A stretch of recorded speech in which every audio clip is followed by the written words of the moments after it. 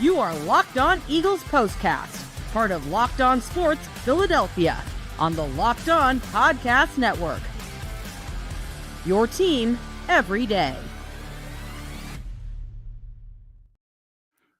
8 is not enough. An old 80s reference for you there. The number 8 is wild. It's Harry Mays, Jason Martinez, Eagles Postcast as the Eagles win an 8th straight game. Today's episode is brought to you by Game Time. Download the Game Time app, create an account, and use the code LOCKEDONNFL for $20 off your first purchase. Harry, we only said we would agree to join the Eagles Locked On Network if the team would be good. They delivered. Oh, yeah, they've delivered. It's in our contract, Harry. Absolutely. 8 in a row, 10-2 now on the year, and keeping pace with both Detroit, Minnesota. They're just keeping pace right along, and this is going to probably go right down to the final week or two to determine who's going to have home field throughout the NFC playoffs. But what a win today, man. I thought 2 weeks ago I said that they would lose one of these two road games. And I didn't think they'd win in L.A. last week because just an ebb and flow situation, maybe sort of a dead spot, a team that you're not really motivated for. You know, they're not a great Rams team. The Eagles rose to the occasion, get the win. Then they come back, and Baltimore, granted, is on a short week because they played in L.A. the next night on Monday night, but this is a tough place to go win. Lamar Jackson doesn't lose to NFC teams. His record, I don't know what it is, but it's like 23-2 or something ridiculous like that. And you're thinking like, man, this is going to be a tough win. You're down Devontae Smith. You're down Slay. Maybe this is that week where they just, get nipped in the fourth quarter and lose a close, tough, hard-fought football game. They're trailing 9-0. In this game, and when Tucker missed that extra point, that just always seems to do something weird to the momentum of the team when the kicker misses the extra point. And sure enough, the Eagles just rolled from there. It was unbelievable. Their defense was incredible today. I think when a kicker misses an extra point, it deflates the entire sideline. Yeah. And all of a sudden, there's a pall of a lack of faith that comes over the entire football team. As Mikey Misfit said, and that's a guy who's not even a football player doing it. Mike doesn't consider kicker's a football player. Right, but that kicker's probably going to the Hall of Fame, too. Harry. He had probably his worst day as a pro. Yeah.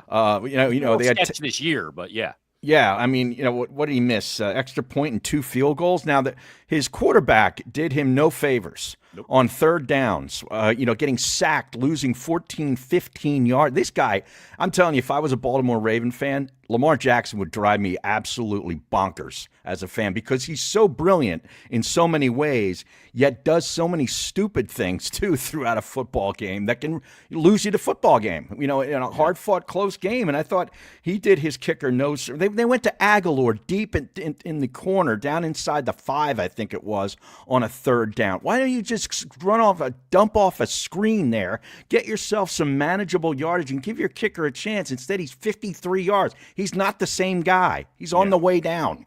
Yeah, the thing is with Lamar Jackson, too, it's one of the things that makes him great, but it's one of the things that doesn't let him manage a football game at times. Right. You got to know when to do that. Like his ability to escape and make plays and extend plays. Is what makes him great. But in situations like that, you got to understand, like, this is a nip and tuck football game. Yeah. Against a really good football team. Yeah. I mean, and both of these teams, like the defense is both really good, right? Yeah. And how about Jalen Carter running him down and bringing him down, catching him by the ankle? And then you see the play where he shoots into the backfield in the sweep? Oh yeah.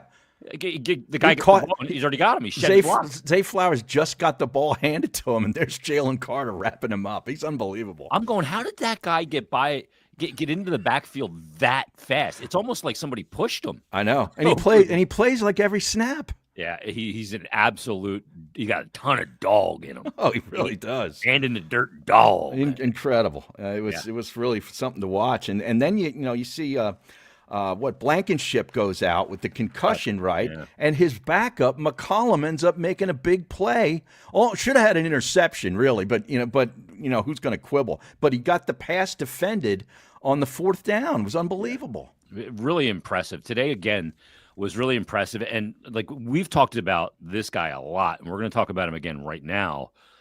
It's Vic Fangio.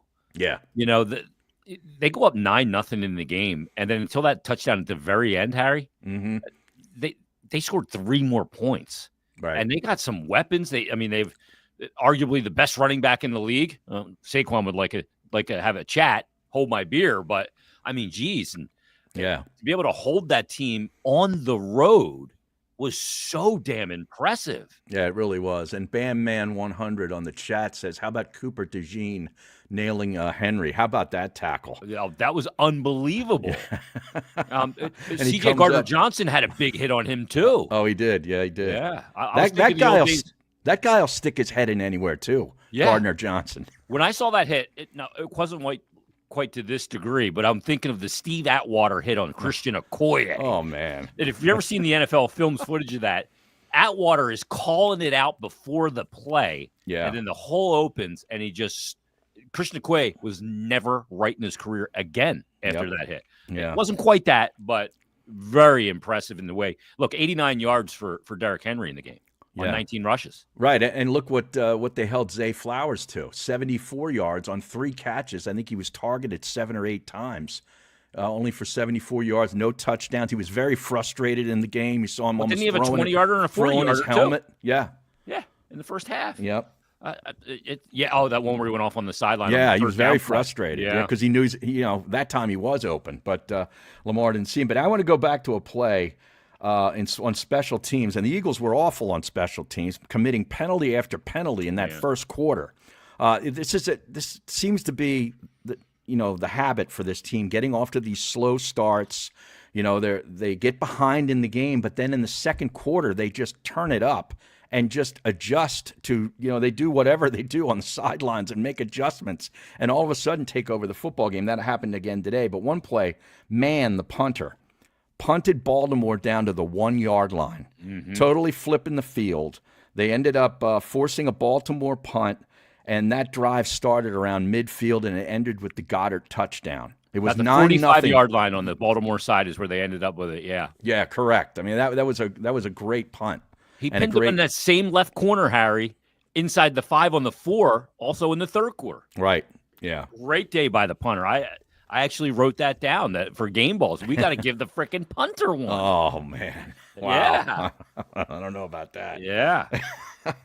But yeah, they really frustrated Lamar Jackson. I tell you, he was running around for his life back there for most of the second half. Yeah. Just impressive the way they contained him at times, because you got to be careful. You rush up the field too far, he's gonna take off, and obviously, like Hurts, he's got great legs to be able to do that. He's faster than Hurts. Yeah. Hurts is probably more powerful. Yeah.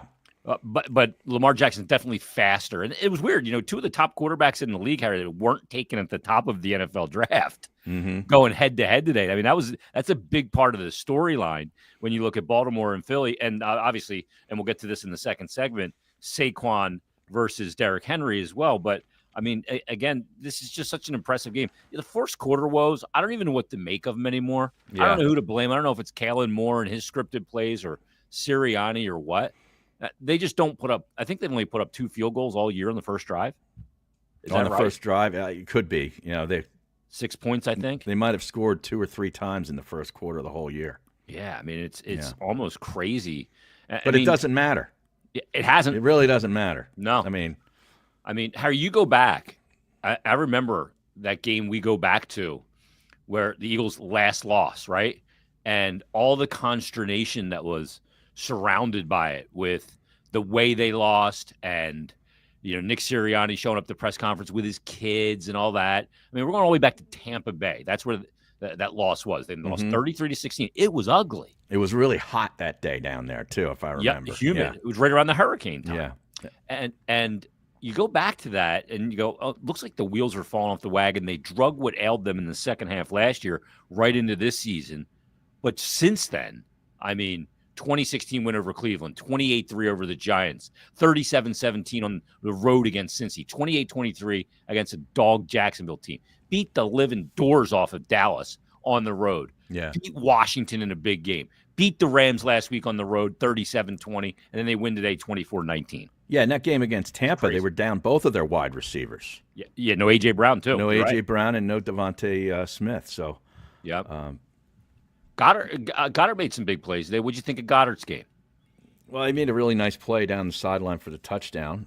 He made a couple of nice catches. I'd like to see more out of him. Me too. I'd like to see him feature him a little more. Yeah, I would too.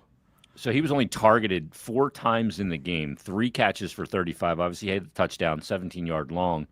But, I mean, it was, again, today wasn't really a wide receiver type day. I mean, it was a weird day. It was kind of weird. Yeah. I mean, what'd you think of the game, though? Were you I was entertained by it because I thought there was a lot of tension. Oh, yeah, absolutely. It had a playoff type of feel to it. Definitely. But, I mean, when you look at the time of possession, Baltimore had the ball for 7, almost 8 minutes more than the Eagles did. Really? Yeah, total plays. Because the Eagles kept going 3 and out in the beginning. Right, and they went 3 and out in their first possession or two of the second half as well. Baltimore had 71 plays to the Eagles' 54. The yards per play, Baltimore had them 5.2 to 4.7. It wasn't like it was this impressive offensive performance by any stretch. I mean, Barkley had his moments and had the big run for the touchdown. He finished with 107 yards against a team that only gives up about 70 per game on the ground. Yeah. So that was really impressive. He outplayed Henry. Yeah. And Hurts didn't turn the ball over. Yeah, you're right. So, I took this screenshot of a tweet from Bill Colorado's Twitter at halftime, and he said, "We knew the Eagles and Ravens was going to be a battle, but look at some of these first half stats. Eagles 14, Ravens 12, that's a score. Mm-hmm. Each team had 10 first downs. Eagles had 164 yards offense, the Ravens had 169. Mm-hmm. Eagles had 5.5 yards per play, Ravens had 5.6. Each team had 30 plays in offense. Difference? Eagles went for 2 for 2 in the red zone. Ravens went 1 for 2. Eagles had 7 penalties. Ravens had 1. Yeah, in the first quarter, the Eagles' numbers. 10 plays in the first quarter. Wow. Okay? 1 first down, 22 yards. That was it. Yeah, one of the drives, they were minus 8 yards on the drive. Right. The entire drive. Let's take our first time out. We'll come back. We'll talk about Saquon versus Derrick Henry, and maybe Saquon putting his signature on the MVP trophy with that head-to-head performance. We're back after this on the Postcast. Eagles Locked On. All right, Eagle fans and Locked On Eagles fans as well. If you're like me, I stink at holiday shopping. I kind of rely on my wife to handle most of it. But you always wait to the last minute, and you're far from done. We're 25 days out. Well, if that's the case, we got a great gift for all the passionate sports fans in your life. And perhaps you've heard of this, Ice Shaker. Ice Shaker is now officially licensed with the NFL, NBA, NCAA, Major League Baseball, and my sport, the NHL. And it's going to make a great gift for anybody in your life. It's created by and used by the Gronkowski brothers. Ice Shakers has sold over 1 million bottles, and they've changed the game with workout bottles, and this is a gift you've been looking for. Even if you don't work out, those bottles are cool. Go to iceshaker.com and use the code LOCKEDONNFL at checkout, and you'll save 25% off your order. Now, check this out. Kitchen-grade stainless steel bottles that won't absorb odor like plastic bottles do.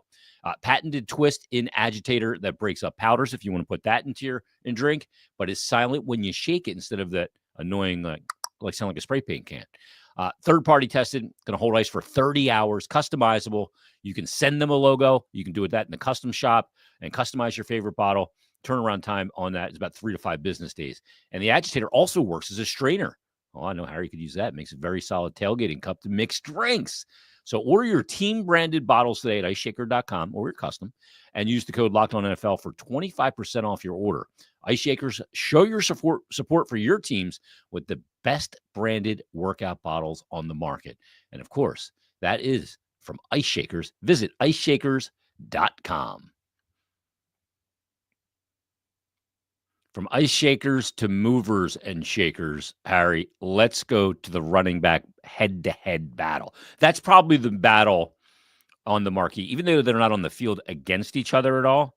When you got 2 running backs of this stature, it means a lot when they're facing each other in a very meaningful game at this point in the season. The numbers. Oh, yeah, both in the MVP race, too. I mean. Yep. I thought that Jim Nantz and Tony Romo did a good job pointing out that at one time it was Lamar Jackson as the MVP, then it was Derrick Henry, then it was Saquon. Josh Allen From the Buffalo Bills. Yeah, watch out for him. Yeah, that team's really good. 23 carries, though, for Saquon, 107, 4.7 average, a touchdown, and a 25 long. Derrick Henry, 19 for 82, 4.3, no touchdowns, and a 19-yard long. Saquon gets the nod in the head-to-head battle. And that 25-yard long was the touchdown. Yeah. That put them up by 2 scores, 21-12. So that was huge.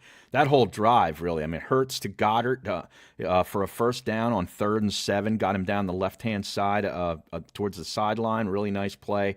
Then Barkley ripped off a 14-yard run. Then he started playing in that hurry-up. They really get the tempo moving. Hurts with an RPO run for 11 yards. Right back under center, gives it to Barkley. Boom, off the right side for 25 yards, touchdown. Unbelievable. Yeah, it was impressive. Yeah, look, Hurts ran for 9 rushes and 29 and a touchdown again on the tush push. Did you think that was a false start on that? Oh, definitely a false start. Yeah. Absolutely, and I don't know how the officials missed it. I think, well, Tony Romo said that it's hard to kind of see in there. But that looked obvious because you could see the guys on the outside. Yeah, you could see the guys on the outside towards the official were moving first before the ball moved. Yeah. I don't know how you don't call it, but they didn't call it. That should be a challengeable play, no? You would think so. Especially on a score. Yeah, you would think so. That would be an audit because they review every scoring play, that they would automatically do that. But I guess you can't review and then go back and call a penalty. Oh, that's a good point, because it would be a penalty. Yeah, you can't do that. You can review to say, hey, it wasn't in. Right. Or he was short or he was in. Right, but you can't say, oh, we missed a false start. We got to call a penalty on it. Because if you're doing that, you're opening up a whole can that I don't want to open. Exactly. Leave that Pandora's box closed, Harry. Lamar Jackson ended up rushing for 8 rushes and 79 yards. He had a 39-yarder at the end. But what'd you think of the matchup between Hurts and Lamar Jackson? Well, I mean, Hurts gets the edge there, Hurts got the edge. He didn't do anything stupid. I thought Lamar Jackson did a couple of dumb things tonight that really cost his team. He takes 3 sacks against 31 yards, Harry. Yeah, and a couple of those were big ones that on 3rd down that put his kicker in a bad spot. They're acting like this guy's Tucker of 5 years ago. He's not the same guy. Yeah.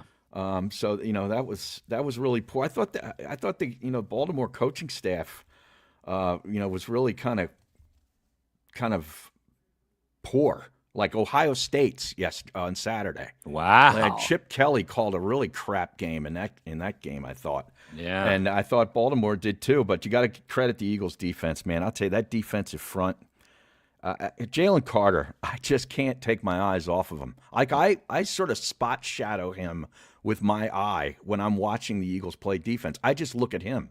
He's the initial thing you key on. He really is, because it's the first thing to happen. Yeah, he's right off the snap. He's in the backfield. It's unbelievable. It's so good to watch. Great defensive linemen like that change the game. They can wreck the game. Yeah, and because if the only way to stop him and mitigate him is to double and triple team him. It just opens it up for the other. And then Milton Williams makes plays. Yeah, he's been playing really well this year too. Sweat had another sack too. Sweat had a sack. Great game. Nolan Smith had another sack. Did you see your guy Bond had a sack for a big loss of 14 yards. That's the one that took him way back, and Tucker missed the 53-yarder. Exactly. Bond was in there on him. Did you see the Bond just loop around the offensive lineman trying to get down the field on the one play, and he ended up stopping Henry? Yeah. But never gives up on the play. No, but he's got a little savviness to him too, the way he ducked around the offensive line. It was number 66 for Baltimore. He ducked around him and then gets up and makes the play. There was another play that happened on 3rd down. It was a 3rd and long for them. They dump it off, and you saw the Eagles, 4 guys were gap back to the kind of the first down marker, and as soon as they dumped it off, they all came in forward like a formation. Mm-hmm. And the 2 guys in the middle shot up, and then support on the flanks. So they're going to force them to one side, right, and then play right into the teeth of their teammates. It's sort of like what hockey does. It's sort of like what hockey players do. Forcing a team into the strong side, into where you want them to go. Right. And Tony Romo said, like, that's teaching film of how to play defense. Because even though you don't have the object of the game, the ball or like the puck in hockey, you can influence where they go with it. They stay disciplined in their lanes too, by not trying to play hero ball and run outside of the what the coverage is. So it was a really good job. Harry, we've had some really good defensive coordinators in this city. over the years, whether you go back to, Buddy. Well, Buddy was a head coach, but he was basically the D coordinator at that time. Yeah. You had Bug Carson, who was here, and then Jim Johnson. Jim Johnson, one of the greats, right? A legend, yeah. Over the years, you've had all these great different defensive coordinators, and now Vic Fangio is another guy that goes on that list already into this season in his 12th game. Yeah, and it took a while. It took a couple games until they started, he started to really figure out his personnel. Yep. And them starting to figure out, his scheme. But, these last couple of games, man, during this win streak, they've been great. And that's the reason why I think that they're a legit threat to win the Super Bowl. Not be a Super Bowl team, but win the Super Bowl because of the way they can defend each and every opponent. We shall see. All right, come on. We're going to go up some game balls. We're going to look at this final 5 games, too. 12 games into the season. Eagles have won 8 straight games. They are 10-2. Coming up next, Harry's going to tell you about FanDuel.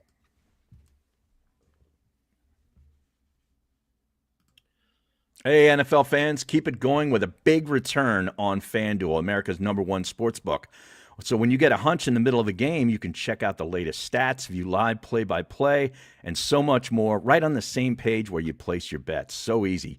You'll get started with $200 of bonus bets guaranteed when you place your first $5 bet. So if you think a team has momentum like the Eagles typically do in the second half, and they're going to score, you can live bet them right there as you watch. FanDuel's made it super easy so you don't miss any of the action. With FanDuel, it's not just straight bets and parlays either. Visit FanDuel.com and you'll see all the odds and opportunities to get in on the action while you watch the game action in real time. What could be better, Jason? That's FanDuel.com.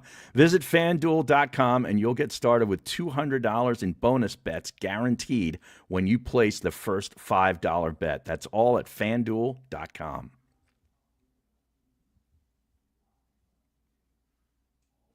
All right, 10-2 in prime position in the NFC are the Philadelphia Eagles.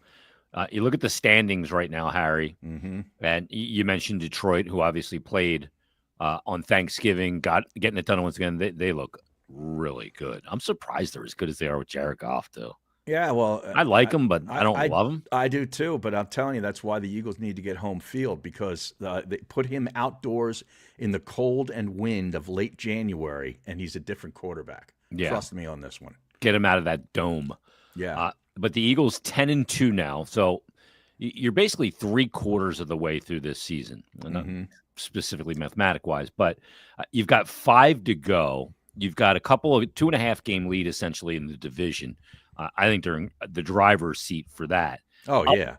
Up next Sunday, you have Carolina. That should be a win. Yeah. Can't they're look playing past better of late, but they're still a long ways from the Eagles. Inferior to the Eagles, right? Yeah. The only way the Eagles lose that game is if the Eagles just don't respect them and look past them. Turn the ball over, that kind of thing. I'm going to ask you a question. I know my answer to it. Can the Eagles win out, Harry? Carolina at home, Pittsburgh at home. Pittsburgh's playing really well. But they're on the road. They won a good road game today in Cincinnati. They can win on the road. Yeah. Washington's going to be playing better now because the quarterback looks like he's healthy again. He's recovered from the ribs.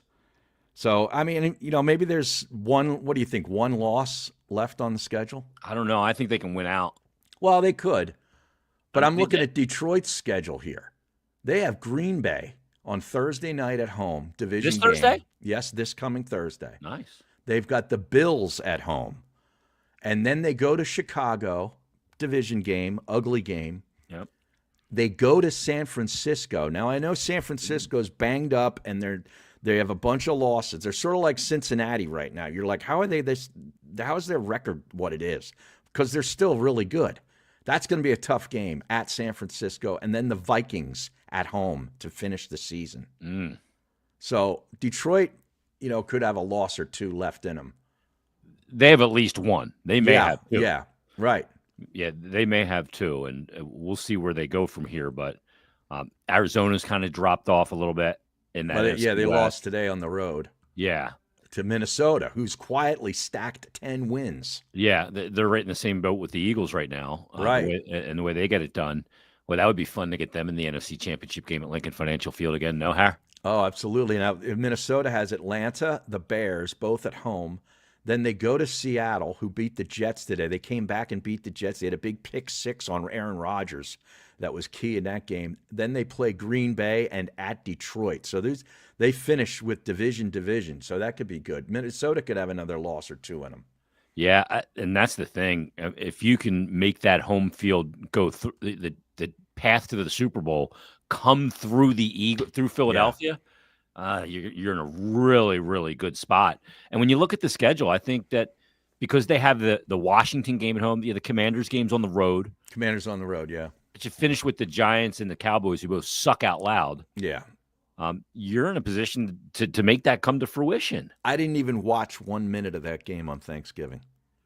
Oh, the Dallas Cowboys Giants. Yeah, what was the point of that game? Yeah, see, that's where the NFL's got to stop screwing around here. Just because it's a certain team doesn't mean that they have to be on that day. Yeah, like it was great Detroit was on because they're a watchable team now. Right.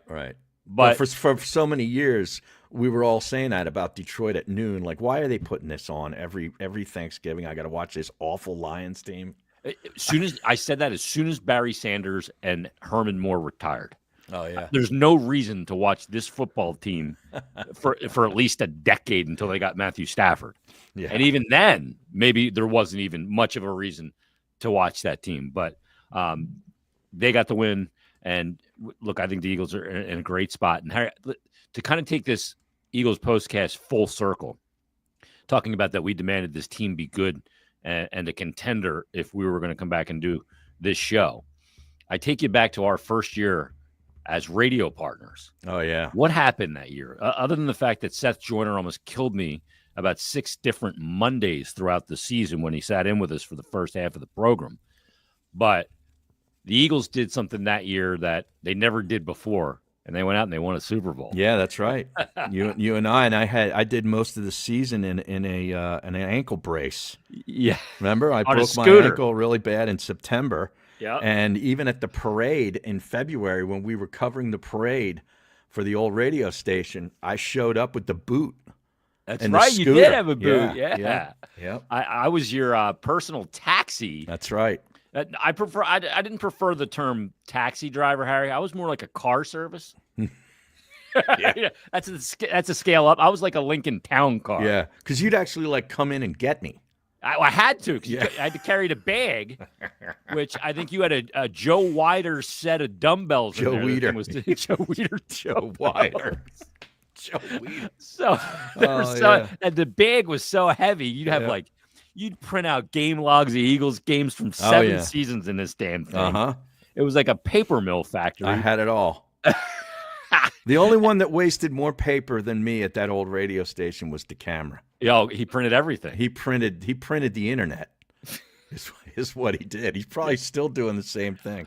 Yeah, we had a computer system to kind of determine what we played in our imaging. You could just put it in and program it, and he'd come in and hand me a Post-it note with 3 letters on it. Play this, and I brought it to the boss one time. I go, "This is our scheduling system." Mm-hmm. A Post-it note. Yeah, a little sticky note. Yeah, in 2014, this is what you're giving me. Yeah, I was like, "You got to be." I don't got it. Yeah, and he'd write that down in that little magic marker that he have, stick it on his finger, and Rain Man would go right to the studio and just stick his hand out. I reckon see it now. All right, next week, are we back to 1 o'clock game next week, Harry? Yes, thank goodness. They're not going to flex this because it's the Panthers. That's what I was just looking at, because then the week after that is the Steelers game, which right now is a 4:25 on Fox. Hopefully that, since both teams are playing well, the Battle of PA doesn't get put into the night game. Better not. Because I'll be back in time for that day from Scottsdale, Arizona to watch the game and do the post game. But then Commanders at 1 o'clock. Now that's Washington's going to be on a bye this next week, so they can't lose. So what if Washington wins their next game to get to 9 wins, and the Eagles are still, rolling? That could be 10 flexed. Straight. Could be flexed. They could be 12-2 going against the Commanders. If that one could be flexed because Dallas stinks, and so does the Giants. They're not flexing those games. Yeah, well, they can't flex the game this Sunday either. I know Carolina's no good, but No, I they put won't. in a note to the league office in New York, Harry, and I told him you cannot flex this game because I got the Eagles at 1:00 And then the Eagles Flyers. postcast, and then I got to jump in the Conquerville Nissan, head down to the barn. Who do for they the play? Utah and the Utah Hockey Club. Oh, God. Flyers Utah Hockey Club, Harry. So enjoy that. Thanks for everybody for making Utah needs a hockey team like I need a third eyeball. Well, it's the Arizona. Yeah, it's ridiculous. Yeah, they're actually. I mean, they got to name it the Yeti though. Oh, There's a built-in sponsor there, obviously. the And everything. Yeti. Yeah, Utah Yeti. Harry. That's pretty good, actually. Let's go Yeti. Good chant and everything. Yeah, absolutely. Thanks for making the Eagles Locked On podcast your first listen every day. Now for your second, go find the new Locked On NFL with 2 shows every day. First, the Madman Tyler Rowland kicks off your morning with a double shot of NFL espresso, and stop by the barbershop with Tony Wiggins for some real NFL talk. Great conversation. Find Locked On NFL on YouTube or wherever you get your podcast. Eagles win an 8th straight game. We'll be back next week. We'll break it down. Eagles and It'll Carolina. be a 9th straight after next week, too. That's exactly right. Yeah. Thanks, everybody, for listening. Thanks for watching. We'll talk to you next time on the Eagles Postcast on the Locked On Network.